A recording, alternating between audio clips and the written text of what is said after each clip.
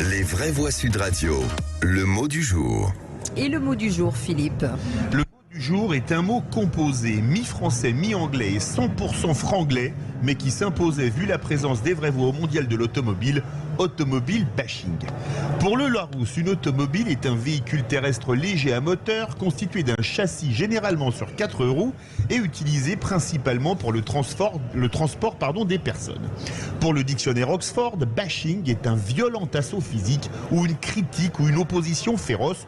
Automobile est un mix de grec, auto, qui signifie lui-même, et de latin, movere, mouvoir. Bashing vient du suédois baska ou du danois basque, qui veut dire frapper. Les vraies voix sont donc heureuses d'être sur le stand Mobiliance lors de ce mondial de l'automobile, de retour après 4 ans d'absence à Paris pour cause de pandémie. Paris, cette ville où l'automobile bashing est le sport municipal, comme le football ou le rugby sur le sport national au Brésil ou en Nouvelle-Zélande. Pourtant, peu d'inventions de dimension mondiale sont autant liées à la France que l'automobile. La première voiture de l'histoire, le Fardier de Cugnot. La première ceinture de sécurité, française sur les voitures de la course Paris-Marseille en 1903.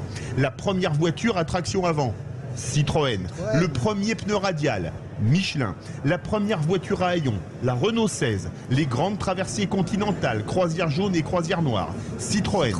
La première voiture à roue avant indépendante, la Peugeot 201. La première voiture cabriolet, la Peugeot 401. J'arrêterai là cet inventaire à l'après-vert pour rappeler que sans les ingénieurs français, l'automobile ne serait pas ce qu'elle est aujourd'hui et que nous ne serions pas ici entourés de ces merveilleux engins, symboles de liberté. Automobile bashing est en franglais. Renvoyons-le de l'autre côté de la Manche pour lui préférer l'amour de l'automobile. L'automobile bashing, il ne passera ni par moi ni par les vraies voix. Sauf peut-être Françoise de Gois. Il est d'une bêtise, alors parfois celui-là. À racler au couteau, comme on dit. Ouais, bravo. Non, c'est pas vrai. Parce que il a raison, mais moi je fais pas de bashing, mais tu peux y aller sur les inventions techniques. Les plus belles voitures du monde sont italiennes, malheureusement pour nous. Et tu le sais très bien, oui, ou anglaises. Parce que vous pouvez vous acheter une Aston Martin ou une Ferrari. Ouais, nous, on est prolétaires par rapport à vous. T'as raison, non. Tu sais qu'il a une Bentley, Bilger, dans son garage. Il la conduit pas parce qu'il a pas de permis. François a défendu la voiture. Pour tout le monde. J'ai défendu la voiture pour tous, moi. Moi, je suis de gauche, vraiment, tu vois. Je suis pas une espèce de truc, là, ce mot du jour, je comprends même pas ce que vous allez vous dire. À part, vous savez, vous êtes un Français. Oui. En vrai, mais vraiment, vous avez l'art français de chanter les deux pieds comme le coq, je dirais pas dans quoi. Eh ben, vous pouvez fier, en expliquant qu'on a Philippe David, vous avez raison. Ne l'écoutez pas. Qu'on a tout inventé. C'est vrai qu'on a inventé beaucoup de choses. Ouais. On s'est fait dépasser. Mais c'est bien de rappeler aussi ce qu'on a fait. Pardon. Moi aussi j'adore, mais moi je suis pas l'anti-France, Madame de Bellibus. Si, vous êtes italienne.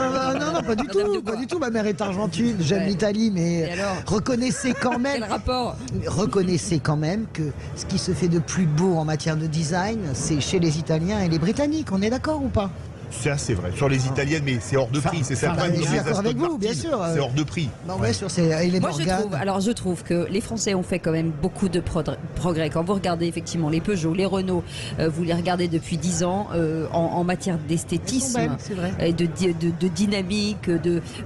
Quand vous les regardez, il y a quand même vachement de progrès et on sent que les designers aujourd'hui, vous allez regarder, on sent que les designers aujourd'hui, avec l'électrique, s'amusent de nouveau à faire des voitures un peu sympas. Super ce que vous dites, je pense que l'électrique est en train de générer de la créativité. C'est vrai, je vous accorde 100% ça, mais ça reste quand même, Pininfarina, mais il n'y a pas que lui, ça reste quand même, la beauté, si vous voulez, reste quand même italienne. Moi, j'ai envie de vous dire que quand on regarde les Alpines, j'ai envie de vous dire qu'elles sont très très très jolies. Peut-être, mais ça ne peut jamais remplacer une Lamborghini ou une Ferrari. La Venturi, l'Alpine sont des très jolies voitures, tellement jolies que la gendarmerie est tellement jolie et que d'ailleurs les copains italiens se moquent un peu d'eux parce que pour les mêmes postes ils ont des Lamborghini pour faire sur les autoroutes.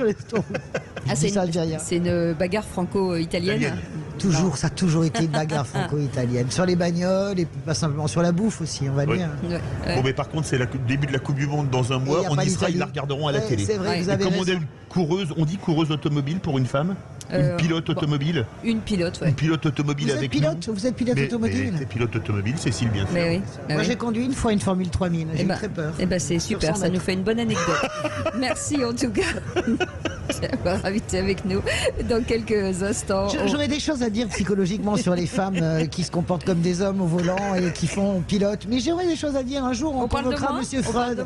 On parle de moi. Il y en a eu de très doués. Il y en a eu de très doués. Oui, exceptionnel. Absolument. Non, mais j'avais une conversation, on peut quand même le dire aux auditeurs de Sud Radio, j'avais une conversation freudienne sur la voiture en expliquant pourquoi les hommes étaient tellement attachés à la voiture. Vous avez du temps, vous qui nous écoutez dans votre voiture, allez-y. Arrêtez-vous sur le bas-côté. Psychanalyse par Françoise Degois. Non, c'est pas moi. Cette psychanalyse, elle est élémentaire et elle est constatable chaque Et jour. je suis désolé que Philippe Lidger est d'accord avec moi, c'est une sorte de prolongement sexuel, la voiture. Voilà. Et elle est salvatrice, voilà, elle a pu dire sans mots, elle a pu dire sexuelle, elle est contente. Allez, on reste ensemble. J'allais dire un autre truc, mais bon. Bienvenue dans les vrais mots.